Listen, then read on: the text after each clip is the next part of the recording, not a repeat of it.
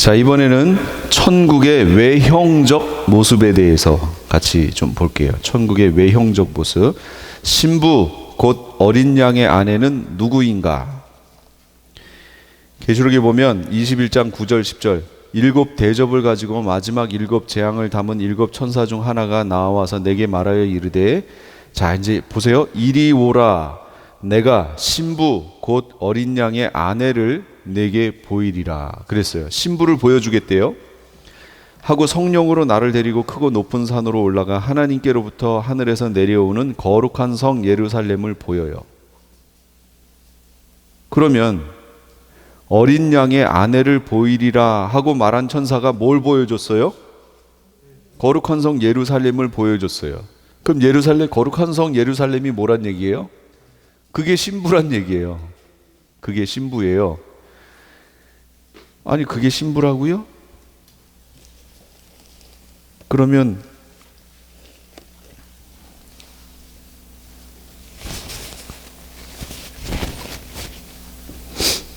그게 신부면 우리란 얘긴데, 보세요. 왜 우린가?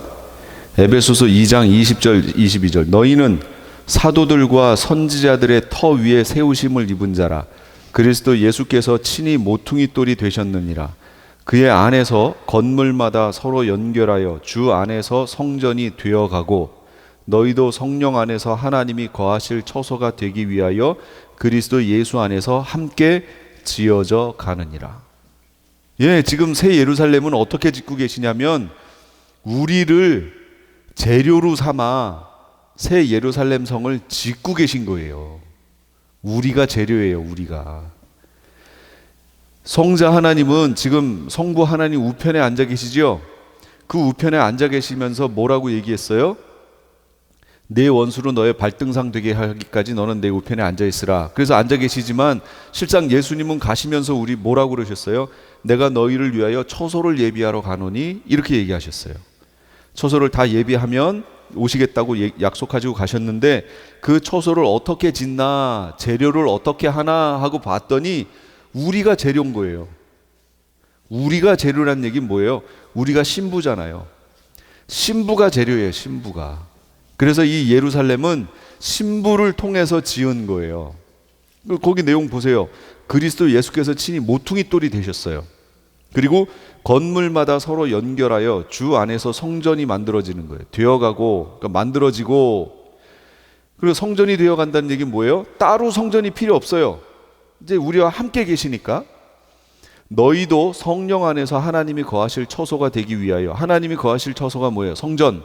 우리도 그리스도 예수 안에서 함께 지어져 가느니라. 우리가 지금 만들어져 가고 있는 거예요. 성전 재료로. 내 아버지 집에 거할 곳이 많도다. 그렇지 않으면 너에게 일렀으리라. 내가 너희를 위하여 처소를 예비하러 가노니 가서 너희를 위하여 처소를 예비하면 내가 다시 와서 너희를 내게로 영접하여 나 있는 곳에 너희도 있게 하겠다. 예수님이 하늘에서 성도된 우리를 재료 삼아 성전을 지금 만들고 계신 거예요. 짓고 계신 거예요. 그러니까 결국 이 성전의 크기라는 것이 신부의 크기인 거예요. 신부의. 도시는 네모 반듯하게 놓여 있으며 길이가 너비만큼 길더라. 그가 그 갈대로 도시를 측량하니 12,000 스타디온이요 도시의 길이와 너비와 높이가 같더라. 그 도시의 성벽 건조물은 벽옥으로 되어 있고 그 도시는 순금이며 맑은 유리 같더라. 12,000 스타디온. 스테디움 하나의 크기 저번에 얘기했었죠. 12,000 스테디움. 길이가 그렇대요. 길이, 너비, 높이가 12,000 스테디움의 크기에 준하는, 이게 12,000개가 있다는 얘기죠. 결국은 어마어마한 거죠. 그래서 이걸 찾아보니까 12,000 스테디움은 약 2,220km래요. 서울에서 부산까지가 400이라면 5배가 넘어요. 그 정도 길이의 가로 세로 높이예요. 재료는 정금으로 만들어졌어요. 성곽의 크기는, 성곽이라고 하는 것은 그거죠. 성을 보호하기 위해서 주변에 이렇게 쳐지는 거, 벽을 얘기하는 거예요. 담. 내가 인침을 받은 자의 수를 들으니 이스라엘 자손 각 지파 중에서 인침을 받은 자들이 14만 4천이니 했는데 성 외벽을 말할 때 144 규빗이다 이렇게 설명해요. 성곽은 성을 보호하는 역할을 하지요.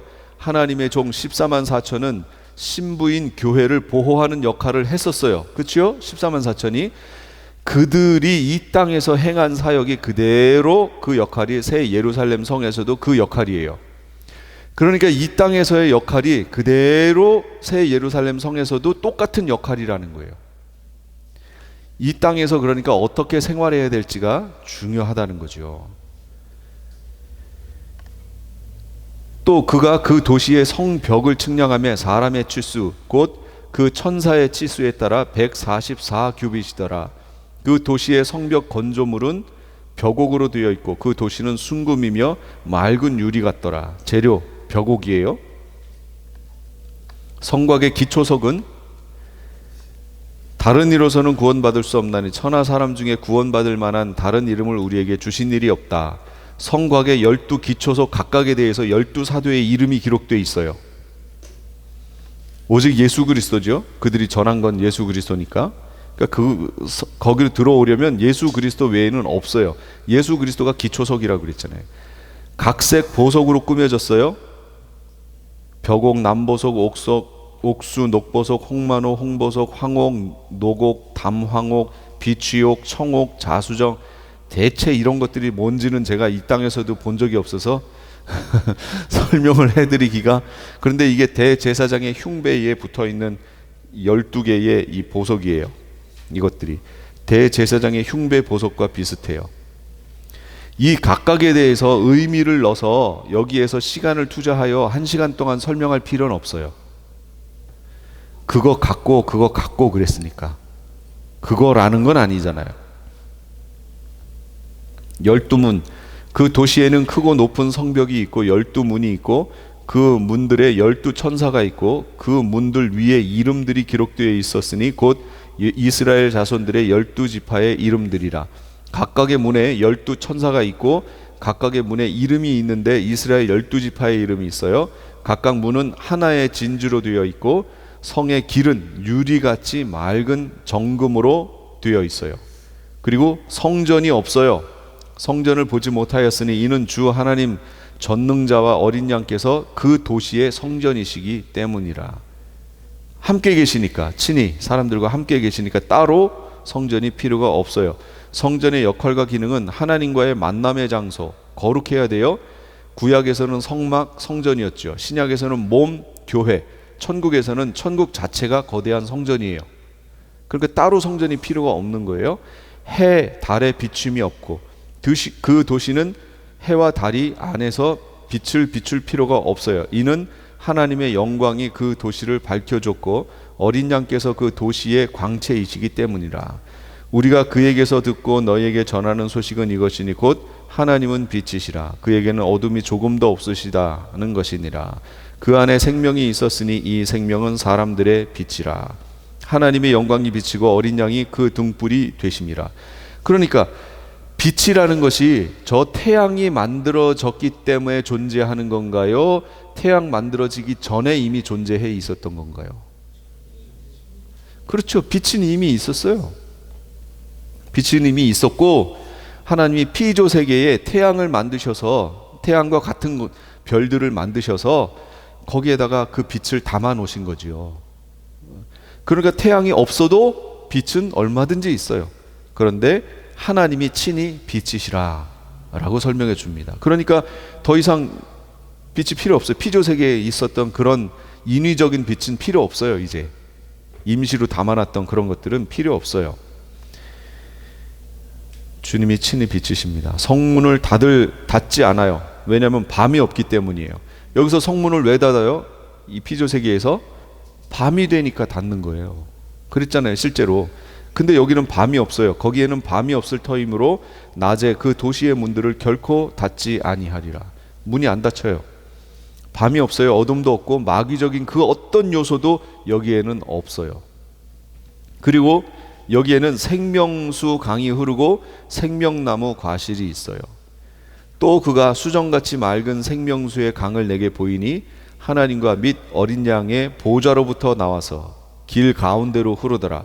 강 좌우에 생명나무가 있어 12가지 열매를 맺되 달마다 그 열매를 맺고 그 나무 잎사귀들은 만국을 치료하기 위하여 있더라.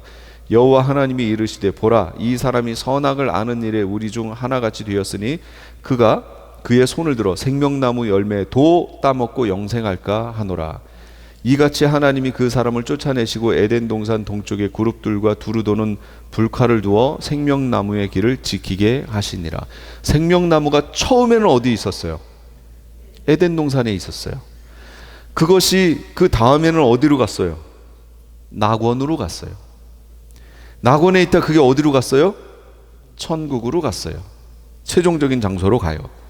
그리고 그 최종적인 장소에서 우리에게 그걸 주시는 거예요.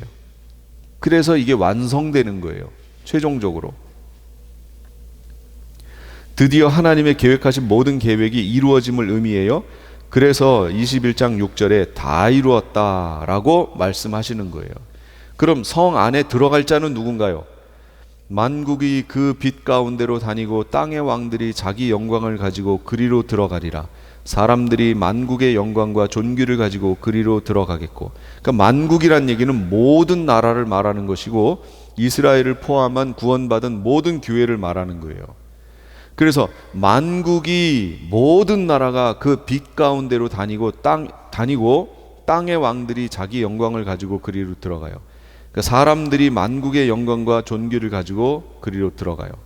그러니까 우리 구원받은 우리가 만국의 영광을 가지고 생각해 보세요.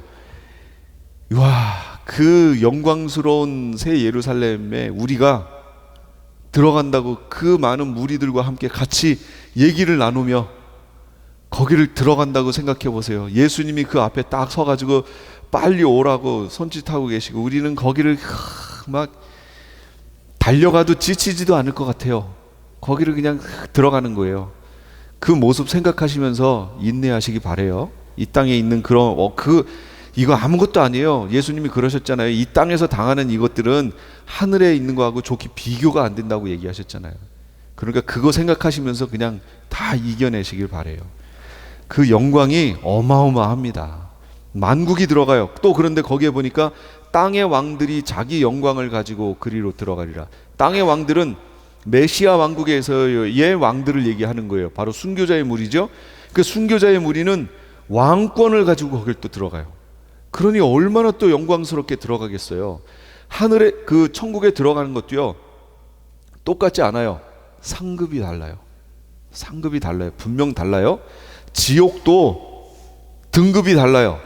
죄의 정도에 따라 등급이 달라요. 고통의 정도도 달라요. 천국도 상급의 정도가 달라요. 그래서 부끄러운 구원도 있고 불 가운데서 얻은 구원과 같은 불 가운데서 어떻게 해요? 다 태워졌어요. 남은 게 아무것도 없어요. 그러니까 부끄러운 구원인 거죠. 그렇게 들어가는 구원이 있는가 하면 얼마나 면류관을 많이 썼는지 자기보다 면류관이 더 길어. 이런 면류관을 쓰고 들어가는 영광스러운 구원도 있어요. 그러니까 그런 차이가 있다라는 걸 명심하시고요. 다 순교자가 되시길 바랍니다. 그러나 하나님께 달렸으니 마음은 나는 순교자다. 이 마음으로 끝까지 사셔서 하나님이 다행히 순교자의 무리에 넣어주시면 아멘 하고 가시는 거고, 아니면 내가 메시아 왕국의 백성으로 주님을 섬기겠습니다. 그 자세로 또 들어가는 거예요. 애에게 백성 이러지 마세요. 그것도 안 돼요. 그걸 바라고 있는 사람들도 얼마나 많은데요. 근데 그 영광도 아무나 취하는 게 아니에요. 앞에 살았던 믿음의 조상들 보세요. 순교자들 빼고는 나머지는 메시아 왕국에서의 백성으로 참여하지 못해요. 아무나 참여하는 것도 아니에요. 그러니까 최고의 영광은 순교자들의 영광이요, 두 번째 영광은 휴거자들이요, 세 번째는 일반 성도란 말이죠. 일반 성도는 앞에 살았던 모든 예수님 오시기 전에 다 자연사에서 돌아가신 분들, 그분들 세 번째. 그러니까 휴거의 무리에 참여한다는 것도 이건 대단한 영광이고 선택된 이들이에요. 진짜로. 그런데 그 중에서 또 순교자의 무리는 이건 정말 말로 형용할 수 없는 영광스러운 자리죠. 주기철 목사님도 다 보시게 될 거예요. 그때 가시면 아, 주기철 목사님이 이렇게 생겼구나, 그렇게 보시면 되고, 그때 가셔서 그 모판 위에 걸으실 때 얼마나 힘드셨어요? 그분이 그러실 거예요. 그 못이 힘들었던 게 아니라 자기가 배교할까봐 마지막에 그렇게 얘기하잖아요. 여기에서 조금만 더 했으면 배교할 것 같았다라는 거죠. 그게 그렇게 되지 않도록 그렇게 기도를 하셨다는 거예요. 그 절정에 다다르니까 주님께서 거기에서 순교로 딱 마무리를 해주시는 거예요. 끝내지 않도록, 배교하지 않도록. 이런 하나님의 은혜가 다 있으시기 바랍니다. 자, 무엇이든지 속된 것이나 가증한 일 또는 거짓말하는 자는 결코 그리로 들어가지 못하되 오직 어린 양의 생명책에 기록된 자들만 들어가리라. 어린 양 생명책에 기록된 자들, 만국 백성. 여기서 말하는 이게 바로 그 급이에요. 최고 위의 급은 지금 땅의 왕들이 최고 위의 등급이고, 그 밑에가 만국, 모든 나라라고, 이게 휴거자들 얘기하는 거예요. 그 다음에 어린 양의 생명책에 기록된 자들, 이게 뒤에 그 일반 성도들 얘기하는 거예요. 급이 이렇게 세 개로 되어 있다. 그들이 들어갑니다. 그 나머지는 못 들어가요. 누가 못 들어가요? 두려워하는 자들, 믿지 아니하는 자들, 흉악한 자들, 살인자들, 음행하는 자들, 점술가들, 우상 숭배자들, 거짓말하는 모든 자들, 이들은 불과 유황으로 타는 못에 던져져요. 이게 둘째 사망이에요.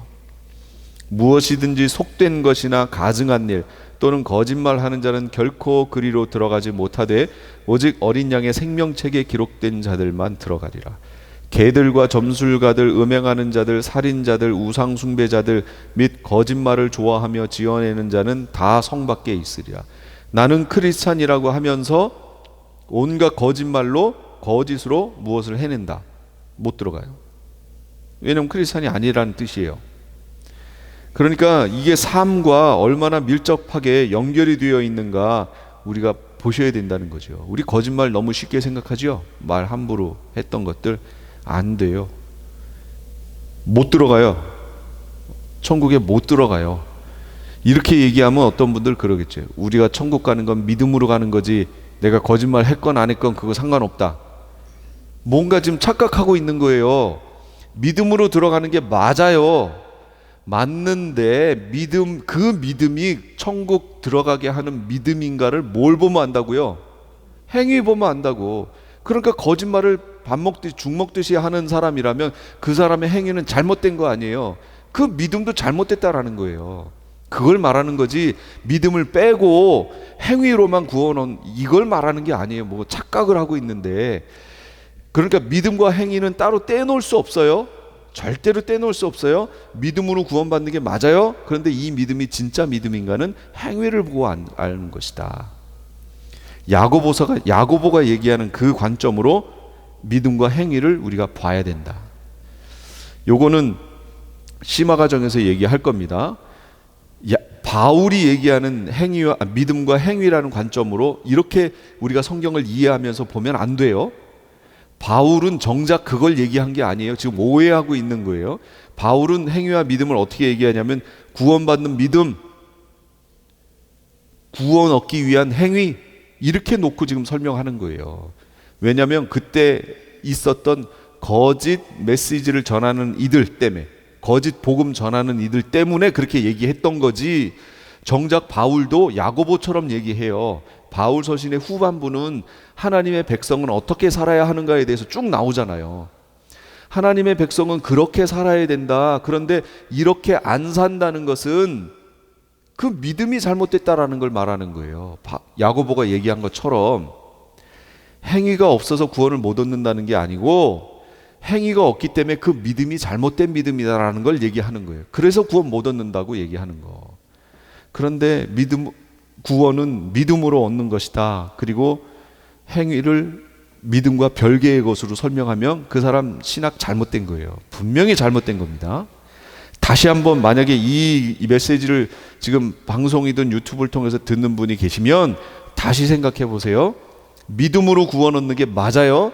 그 믿음이 진짜 믿음인가 아닌가는 뭘 보고 안다고요? 행위. 그러니까 행위와 믿음은 따로 떼놓을 수 없는 거예요.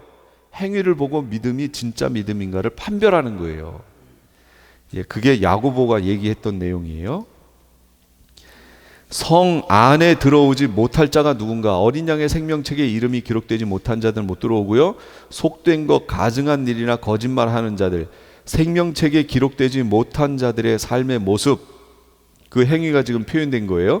이런 행위들을 하면서도 나는 생명책에 이름이 기록되어 있다라고 말할 수 있나요? 바로 이런 잘못을 지금 교회가 저지르고 있는 거예요. 생명책에 대한 오해가 이거예요. 이런 행위들을 하더라도 생명책에 이름이 기록되기만 하면 구원 얻는다고 말하는 거, 요거 잘못됐다는 거예요. 생명책에 이름이 기록됐고 그 사람이 진짜 믿음을 가졌다면 이런 행위들을 안 하죠. 그런데 그걸 거꾸로 해석하는 거예요. 이런 행위들을 하더라도 이런 행위는 중요치 않아. 내가 이름이 생명책에 이름이 기록되기만 하면, 내가 믿기만 하면 구원 얻는다. 이건 생명책에 대해서 오해한 거예요. 이거 잘못 알고 있는 거예요. 진짜로 생명책에 이름이 기록됐고 이 사람의 믿음이 진짜라면 이런 행위들을 안 하지요. 서로 중간중간 가다가 삶 속에서 한두 번 할 때가 있지요. 왜 없겠어요, 우리가. 여기 계신 분들 거짓말 한 번도 안 하셨어요? 하셨잖아요. 그러면 어떡한다고요? 진짜 믿음이 있는 사람이라면 그걸 죄라고 인정하고 회개하겠죠. 그걸 밥 먹듯이 계속 이렇게 하는 사람들은 그 사람은 그 죄에 대한 인식이 없는 사람이잖아요. 그 얘기는 믿음이 없다는 얘기예요. 회개해야 된다. 그래서 계시록의 내용은 회개하라다. 그리고 마지막 때에 맞는 양식이 뭐냐? 회개하라다. 다시 저주가 없어요. 다시 저주가, 성 안에서, 천국 안에서의 삶은 어떤가? 다시 저주가 없으며 하나님과 그 어린 양의 보좌가 그 가운데 있으리니 그의 종들이 그를 섬기며. 메시아 왕국과 달라요. 마귀에게 미혹당하여 저주와 죽음이 오는 것이 다시는 없어요. 메시아 왕국엔 있었어요? 달라요. 그러니까 죄도 없지만 죄성도 없어요. 죄를 지을 수도 없어요. 천국은. 다시 잘 생각해 보세요. 타락하기 전 에덴 동산의 아담과 하와를 생각해 보세요. 죄성이 있나요, 없나요? 없었어요. 죄를 지을 가능성은요? 있었죠. 가능성이 있었으니까 죄를 졌지요. 타락한 후는요? 죄성이 있나요? 있어요. 죄를 지을 가능성은요? 너무나 농후해요. 죄 짓잖아요. 메시아 왕국으로 넘어갔어요.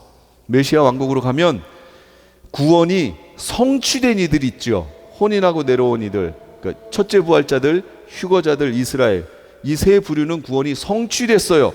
그렇기 때문에 죄성이 없어요. 죄를 지어요? 안 지어요.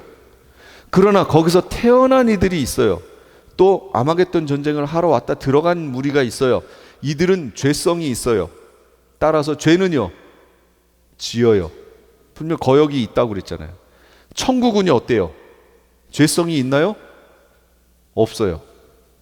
죄는요, 죄 지을 가능성은 전혀 없어요. 그러니까 완전히 다른 곳이에요. 그러니까 처음 만드셨을 때하고 모양도 달라요. 생각해 보세요. 죄는 없는데, 타락하기 전이니까 죄는 없는데 죄를 지을 가능성은 있었죠. 근데 천국은 죄도 없고 가능성도 없어요. 완전히 다른 곳이에요. 하나님이 이걸 만들기 위하여 이 처음 하늘과 처음 땅에 마귀의 미혹을 허락해 놓으셨다라는 거예요. 그게 이제 모든 게 끝나니까 다 이루었다 하시고 모든 걸 끝내셨어요. 나머지는 불못에 넣고 나머지는 천국으로 가게 하셨어요. 그럼 누구는 천국이고 누구는 불못이에요? 누가 정했어요? 하나님이 정하셨어요. 그런 측면에서 예정론이라고 얘기하는 거는 맞다라는 거예요. 처음에 하나님이 우리에게 구원의 약속을 주심, 누구에게 주신 거예요? 하나님이 정하신 사람에게 주신 거지요. 내가 구원받고 싶어요, 구원받고 싶어요 해서 받은 거예요? 내가 구원받고 싶어요라는 그것 자체도 나에겐 없었어요. 나는 그거에 대한 어떤 소망도 없었어요. 아무것도 없었어요. 내 의지 자체가 하나님께 반응할 수 있는 어떠한 요소도 나에겐 없었어요. 그런데 어느 날 갑자기 하나님이 나에게 그걸 허락하신 거예요. 어떻게 해요? 그 방법은 여러 개지요. 어떤 사람은 종소리 듣고 가는 사람이 있고, 어떤 사람 술 취해가지고 가다가 교회 종소리 듣고 땡. 옛날에 저 어렸을 때 저희 교회도 이거 쳤었거든요. 이거 치는 소리 저 아직도 생각이 나요. 근데 그 후로 이거 방송 그 확성기를 통해서 이제 찬송가를 막 틀었는데 언제부턴가 그건 이제 소음 뭐 해가지고 막 못 틀게 해가지고 이제 못 들었죠. 어쨌든 그 술 취해서 가다가 그 얘기 그 소리 듣고 교회 가서 수요일 날 예배 드리고 예수님 영접하고 술 취한 상태로 예수님 영접하고 한 사람도 있어요. 부르시는 방법은 여러 개예요. 와이프가 계속 찬양 불렀던 그 찬양 소리가 들려가지고 그것 때문에 구원받는 사람 뭐 아주 여러 개지요. 그건 하나님 방법이고 어찌됐건 내 속에 없었던 내 속에 하나님이 은혜로 일방적으로 주시는 거죠. 누구에게? 하나님이 정하심에 따라. 그래서 하나님의 예정. 그러니까 구원 받는 사람은 하나님의 예정에 의해서 구원받는 거예요. 그래서 그런 측면에서는 예정 교리가 맞다라고 얘기하는 거예요. 그러나 제가 문제 삼는 건 그렇게 구원받은 후 구원의 성취를 향하여 나아가는 과정을 얘기하는 거예요. 이게 지금 하나님이 다 하신다라고 얘기하면 안 된다고 얘기하는 거죠. 내 속에 반응할 것이 아무것도 없을 때는 하나님이 일방적으로 은혜를 주시지만 그 은혜를 받은 후에 우리는 이제는 마귀의 것과 하나님의 것을 선택할 수 있는 의지가 생겼잖아요.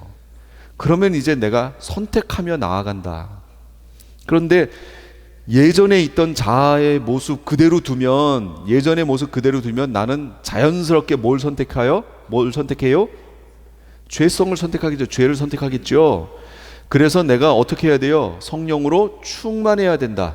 성령이 충만하다는 얘기는 내 영체가 성령에 휘어잡힌 바 된다. 그러면 내가 이제부터 선택을 뭘 하게 돼요? 하늘의 것을 선택하겠죠.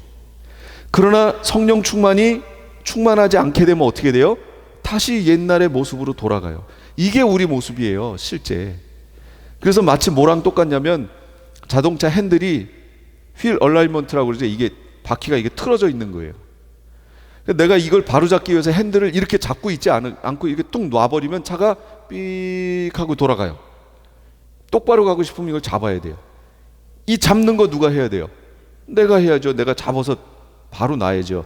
이 얘기는 우리는 그냥 두면요 죄성을 향해서 이렇게 돌아가는 게 우리예요. 인간의 모습이에요. 구원을 얻었어도 죄성을 향하여 자연스럽게 돌아가는 게 우리의 속성이라고요. 그러면 끊임없이 성령의 충만을 받아야 돼요. 그게 핸들을 바로 잡는 거예요. 그래서 똑바로 가는 거. 그러니까 끊임없이 성령 충만을 위해서 우리가 끊임없이 기도하고 말씀 충만하고 해야 하는 거 책임 누구에게 있어요? 나에게 있어요. 내가 끊임없이 그게 뭐냐면 그게 약속의 성취를 위하여 약속 붙들고 가는 걸 얘기하는 거예요. 그렇게 해서 약속 성취 자리까지 도착했어요. 도착하고 나서 하나님 보세요. 제가 잘했죠? 이럴 수 있어요? 가서 보니까 알고 봤더니 성령 하나님이 다 했네. 내가 한 줄 알았는데 알고 봤더니 쭉 과거를 돌아봤더니 하나님이 다 하신 거네. 그래서 내가 받았던 면류관을 주님께 다 드리는 거예요. 나는 이거 받을 만큼 내가 하나님이 주신 영광에 비하여 내가 이걸 했다고 얘기할 수가 없는 거죠. 그래서 영광을 나중에 하나님께 다시 돌려드리게 됩니다. 하나님이 다 하시지만 과정 속에서 우리가 해야 될 일도 분명히 있다라는 것을 지금 얘기하는 거예요. 지키는 거예요. 지켜내는 거. 종들이 섬겨요. 모든 천사들은 섬기는 영으로 구원받을 상속자들을 위하여 섬기라고 보내심이 아니냐. 구원받은 교회는 아들의 반열에 들어가고 천사들은 종의 반열에 들어가요. 반열이라는 얘기는 그 라인이란 얘기예요. 라인. 그러니까 구원받은 교회, 성도는 아들이라는 라인에 서는 거예요. 줄을 딱 쓰는데 구원받은 백성들은 다 아들의 라인에 다 서요. 천사들은 종의 라인에 다 서요. 아무리 그 가브리엘 천사건 천사장이건 뭐건 다 종의 라인에 서는 거고, 우리는 아무리 비천한 사람일지라도 천국에 딱 가는 순간 아들의 라인에 딱 서요. 그러면 이 천사의 라인에 선 이들은 다 누구예요? 이들은 다 종인 거예요. 종의 라인이니까. 아들의 라인은 아무리 비천한 자라 할지라도 이들은 그 종의 섬김을 받는 자들의 라인에 서는 거예요. 그래서 다스림이 여기서 시행돼요. 왕노릇이 시행된다는 걸 말하는 거예요. 왕노릇이라는 게 이따가도 보겠지만 메시아 왕국에서는 첫째 부활자들이 왕노릇해요. 모든 사람이 왕노릇하는 거 아니에요. 그런데 결과적으로 천국에 가면 모든 성도들이 다 왕노릇해요. 그리고 천사들은 섬기는 거예요. 지금은 천사 하나 보기를 그렇게 원하잖아요. 어떤 천사건 상관없어. 내 앞에 나타나기만 하면 너무 좋을 것 같은데, 그런 소망 갖고 있죠. 근데 이때는 완전히 상황이 역전돼요. 천사들이 우리 인간들을, 하나님 백성들을 얼마나 지금도 부러워하고 있는데요. 자기들은 아무리 열심히 뭘 하고 해도 종의 반열이에요. 종의 라인이에요. 근데 우리는 아들의 라인에 딱 쓰는 거예요. 그 아들의 라인에 제일 앞에 누가 서요? 예수님이 서는 거예요. 맏아들을 하려 하심이라. 하나님 형상의 모습, 거기서 말하는 그 하나님 형상의 모습이 바로 영성 얘기하는 거예요. 그 모습을 가지고 제일 앞에 서고 우리를 바로 그 형상 닮도록 라인에 만드시는 거예요. 지금 그 작업을 하고 계세요. 하나님과 어린 양을 봐요. 그의 얼굴을 볼 터이요 그의 이름도 그들의 이마에 있으리라. 또 이르시되 내가 내 얼굴을 보지 못하리니 나를 보고 살 자가 없음이라. 그러셨잖아요. 지금 상태로 하나님의 얼굴을 보고 살 자가 없어요. 그런데 이때 가면 얼굴과 얼굴을 대하여 봐요. 그래서 고린도전서 13장에 우리가 지금은 거울로 보는 것 같이 희미하나 그때에는 얼굴과 얼굴을 대하여 볼 것이요 지금은 내가 부분적으로 아나 그때에는 주께서 나를 아신 것 같이 내가 온전히 아는 거예요. 하나님을 대면하여 보는 거예요. 원래 하나님 대면하여 보면 다 죽거든요. 그런데 이때에는 죄도 없고 죄성도 없잖아요. 그래서 하나님을 대면하여 보게 되는 거예요. 그런 이들을 지금 만들고 싶어 하시는 거예요, 하나님이. 여기 계신 분들이 다 그렇게 주님 앞에 설 줄로 믿습니다. 그의 이름이 이마에 있어요. 그의 얼굴을 볼 터이요 그의 이름도 그들의 이마에 있으리라. 이기는 그에게 내가 감추었던 만나를 주고 또 흰돌을 줄 터인데 그 돌 위에 새 이름을 기록한 것이 있다. 받는 자 밖에는 그 이름을 알 사람이 없다. 이 땅에서의 육적 아버지의 성을 따르는 이름이 아니에요. 이름은 소유권 얘기하는 겁니다. 하나님의 소유, 하나님의 자녀라는 뜻이에요. 그 이름이. 보통 이 땅에서도 누가 이름을 지어줘요? 부모님이, 할아버지가 뭐 이렇게 지어주시잖아요. 소유권 얘기하는 거예요. 우리 집안.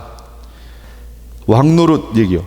고린도전서 15장 24절. 그 후에는 마지막이니 그가 모든 통치와 모든 권세와 능력을 멸하시고 나라를, 여기서 말하는 나라가 메시아 왕국 얘기하는 거예요. 이 메시아 왕국을 아버지 하나님께 바칠 때라. 뭐가?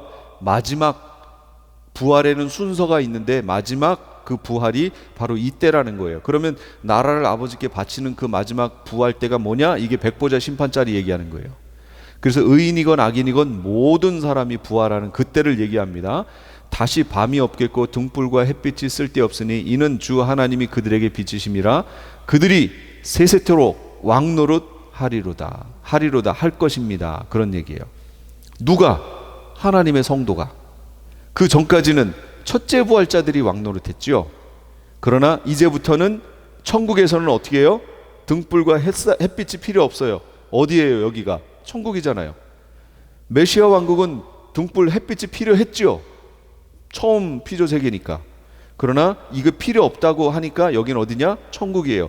천국에서는 하나님의 백성들이 모두가 왕노릇해요. 왕은 성부 하나님이고요. 왕 노릇은 뭐예요? 노릇. 우리말에서 노릇한다는 건 뭐죠? 그건 아닌데 그의 권세를 누린다. 이거 말하는 거잖아요. 그래서 왕자는 누구예요? 자녀들이 다 여기에 해당해요. 왕자들이 왕노릇 하는 거예요. 그래서 부활한 성도들이 다 왕노릇 하게 되는 거예요. 그 왕노릇에 대해서 정리를 좀 해볼게요. 현 세상에서의 왕노릇. 그러나 아담으로부터 모세까지 아담의 범죄와 같은 죄를 짓지 아니한 자들까지도 사망이 왕노릇하였나니 아담은 오실 자의 모형이라. 뭐가 왕노릇해요? 사망이 지금 왕노릇해요. 한 사람의 범죄로 말미암아 사망이 그 한 사람을 통해 왕노릇하였은즉 더욱 은혜와 의의 선물을 넘치게 받는 자들은 한 분 예수 그리스도를 통하여 생명 안에서 왕노릇하리로다 할 것입니다. 또 로마서 5장 21절 이는 죄가 사망 안에서 왕노릇한 것 같이 죄가 사망 안에서 왕노릇했어요. 지금도 하고 있어요. 그렇죠? 은혜도 또한 의로 말미암아 왕노릇하여 은혜가 왕노릇하여 우리 주 예수 그리스도로 말미암아 우리를 영생에 이르게 하려 함이라. 그러면 우리가 실제 왕노릇하는 게 아니라 사망이 우리에게 왕노릇하지 못한다라는 것을 지금 말하는 건데, 이걸 다시 정리하면 이렇게 해요. 표로 제가 얘기할게요. 보세요. 믿기 전 왕노릇은 누가 했다고요? 사망이, 죄가 사망 안에서 왕노릇했어요. 종노릇은 누가 한 거예요? 내가, 인류가 했어요. 이거 믿기 전이에요. 믿은 후는 성령 하나님이 은혜 안에서 왕노릇해요. 우리에게. 우리는 뭐 하는 거예요? 종노릇하는 거지요. 근데 이게 지금 잘못되어 있다고 제가 얘기하는 거예요. 왜 지금 자꾸 우리가 왕노릇한다고 가르치냐고요. 우리 지금 왕노릇하는 거 아니에요. 우리 종노릇해요. 아까 여기 로마서 5장 21절 보세요. 은혜도 또한 의로 말미암아 왕노릇하여, 은혜가 왕노릇하는 거지요. 우리 주 예수 그리스도로 말미암아 영생에 이르게 하려 함이라. 누구를 영생에 이르게 해요? 우리를, 구원받은 하나님 백성을 영생에 이르게 하려고 은혜가 지금 우리에게 왕노릇해요. 그럼 우리는 뭐 해야 돼요? 종노릇해야죠. 은혜가 왕노릇하는 것에 우리가 종노릇하여 따라가야죠. 시키는 대로 해야죠. 은혜가 시키는 대로, 그러니까 성령 하나님이 지금 우리에게 시키는 대로 우리가 순종하며 따라가야죠. 그러면 어디에 이른다고요? 영생에 이르는 거예요. 그걸 성취됐다고 얘기하는 거예요. 성취. 근데 자꾸 지금 성취됐다고 얘기하잖아요. 지금 성취됐다고 얘기하니까 지금 우리가 왕이라고 얘기하는 거예요. 왕노릇한다고. 참 안타까워요. 그 다음 또 보세요. 천년왕국, 메시아 왕국은 어떻게 돼요? 거기 안에서는 성자 하나님이 메시아가 왕노릇해요. 그리고 첫째 부활자들도 거기서 왕노릇해요. 그 나라를 아버지가 아들에게 주신 거예요.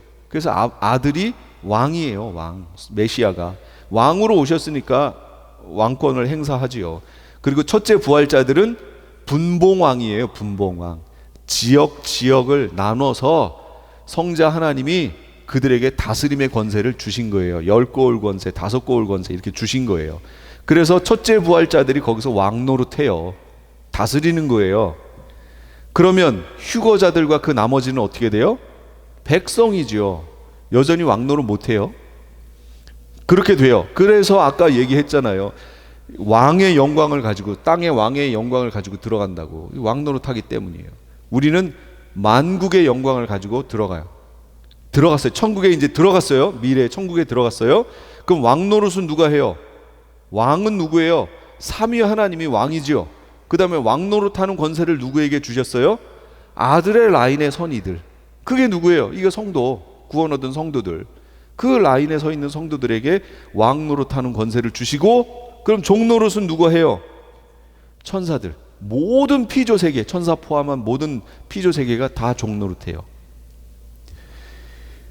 그 상태가 미래 천국의 모습이다, 이겁니다. 이거를 정리를 잘 하셔야 돼요. 그래서 성경에 보면, 신약 성경에는 메시아 왕국에 대한 얘기가 부분적으로 나와요. 구약에 보면 메인 주제가 메시아 왕국이에요. 구약은. 신약은 부분적으로 나오고 천국에 대한 얘기가 더 많이 나와요. 왜냐하면 계시의 확장성 때문에 그래요. 계시의 전체적 구조는 전천년적 관점이에요. 성경 전체의 구속사의 관점은 구약이 있고 신약이 있고 메시아 왕국이 있고 천국이 있어요. 그 메시아 왕국에 대해서는 구약에서 메인 이슈로 다뤄서 다 얘기했어요. 그럼 이제 신약이 되면 뭐에 대해서 얘기할 차례예요? 천국에 대한 얘기할 차례죠. 그렇기 때문에 신약에서는 주로 천국 얘기가 많이 나오고 메시아 왕국 얘기는 부분적으로 나와요. 그러나 구약은 메시아 왕국 얘기가 메인이에요. 이렇게 되어 있다라는 걸 이해를 하시고 보세요. 그러다 보니 천국 얘기가 메인으로 나오다 보니 성도의 왕노릇함에 대해서 나와요. 왕노릇하게 될 것에 대해서 나와요. 그러면 이걸 우리는 어디서 들어야 되냐면 이 땅에서 왕노릇한다고 듣는 게 아니고 천국에서 왕노릇할 것에 대해서 들었어야 돼요. 그럼 이 땅에서는요, 왕노릇하는 게 아니고 맛보는 거라고 아까 얘기했잖아요. 맛보는 거, 에피타이저, 맛보는 거예요. 주님이 갖고 계신, 주님이 성령 하나님이 어디 계세요? 나와 함께 계시잖아요. 그래서 그걸 성령의 나타남이라고 표현하는 거예요. 성령 하나님이 나를 통하여 겉으로 나타남. 하나님의 백성이라면 모두가 성령을 같이 성령과 함께 있어요. 그런데 어떤 이들에게는 성령 하나님이 더 많이 나타나요. 어떤 이에게는 그렇게 많이 겉으로 나타나지 않아요. 성령이 함께 계시지만 많이 나타나지는 않아요. 이건 누구에게 달린 거예요? 성령 하나님의 의지에 달린 거죠. 하나님이 이 사람에게는 많이 나타나기로 결정하신 거예요. 그래서 그 나타남을 뭐라고 얘기하냐면 다른 말로 은사 이렇게 표현하는 거예요. 성령의 나타남이 은사죠. 성령의 나타남을 주심은 유익하게 하려 함이라. 그러니까 성령 하나님은 질서의 하나님이세요. 그래서 모든 사람에게 모든 나타남을 다 허락하시지 않아요. 필요한 대로 나타남을 이렇게 제한적으로 모든 한 사람에게 모든 것을 다 주시지 않아요. 그러면 교만하기 때문이에요. 그래서 바울에게도, 바울은 여태까지 성경에 있었던 모든 인물들 중에 가장 많은 성령의 나타남을 보였던 인물이지요. 바울이 쓰던 손수건을 가져가서 환자에게 얹으면 그 사람이 병이 낫고 살아나고 막 이런 현상이 있을 정도예요. 얼마나 대단했어요. 그 바울이 손 얹고 기도하면 그냥 병자들이 나아요. 그런데 정작 바울 자신의 눈에 안질은 고치질 못해요. 바울이 기도했겠어요? 안 했겠어요? 했어요. 3번이나 했다고 나와요. 그런데 하나님은 뭐라고 응답하시냐면 내가 너에게 준 은혜가 너무 커서 네가 자고하지 않게 하기 위해서 네 몸에 가시를 두었다라고 얘기하시는 거예요.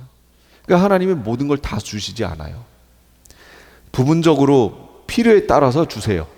그럼 그걸 받은 만큼 우리가 주님을 위해서 사용하는 거예요. 하나님 왜 이거밖에 안 주셨어요? 아니, 그거는 주신 만큼만 하면 돼요. 이미 주신 것도 못 하는데 뭘 안 주신 거 가지고 애를 쓰고 그래요. 그러니까 주신 만큼만, 나에게 주신 만큼 열심히 최선을 다하다가 주님, 이제 내가 사역하다가 부족함이 느껴지잖아요. 그럼 어떻게 하면 돼요? 구해야지요. 구해야 주시지요.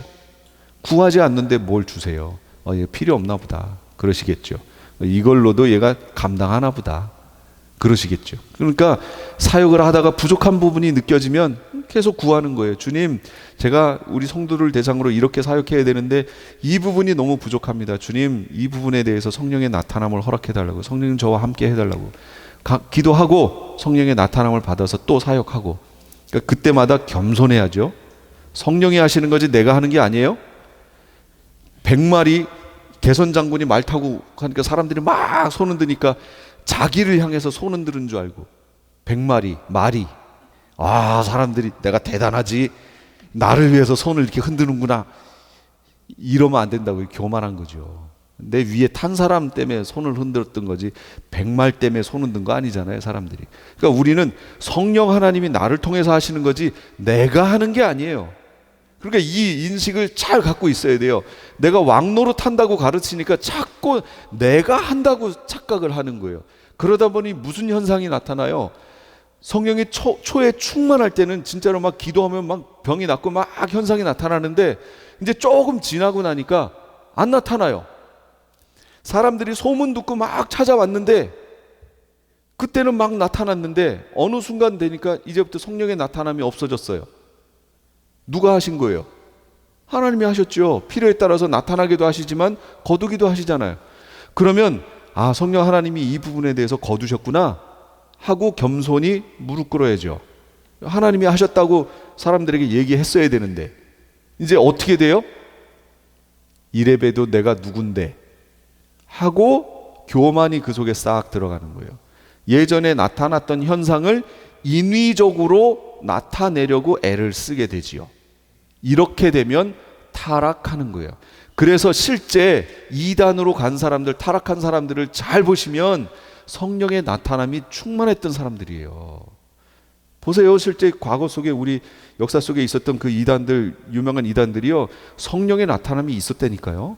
병도 고치고 막 현상들 막 나타났는데 나중에 가니까 변질돼 버려요. 이게 자기가 한다고 생각하니까 그렇게 돼요. 이게 왕노릇이라고 하는 걸 잘못 해석해서 그래요. 성령 하나님이 나를 통하여 하시는 거죠. 그렇게 하시도록 기꺼이 나를 맡기는 거죠. 그런데 그 현상이 안 나타나면 아, 이 부분에 대해서 성령 하나님이 거두셨구나.